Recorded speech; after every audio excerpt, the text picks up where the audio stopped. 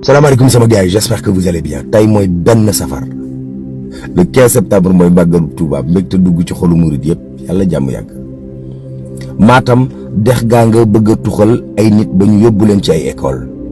Naufragé bateau Joola yi seeni mbokk ñu ngi laaj ndampay état bu Sénégal 7 milliards. Ñu ci bari ci gouvernement bi buñu xeyé programme Sonko la dañuy xey rek Sonko wax ko musiba guni rel. Mame Mbaye Niang néna constitution bi may na président Macky Sall ngir mu nek candidat ci élection 2024 yi. El Malick Ndiaye néna dara mais dara mënta téré Sonko bokku ci candidat élection présidentielle 2024 yi. Wa njabotu Adji Sarr ñom ONU Femmes lañu songu pour ñu attelé nak Sonko. Bolivie, Sénégal 600 millions de francs CFA lañu nara fay ngir ñu def match amical. Gayndey basket yi ñu ngay gor lu ñu man.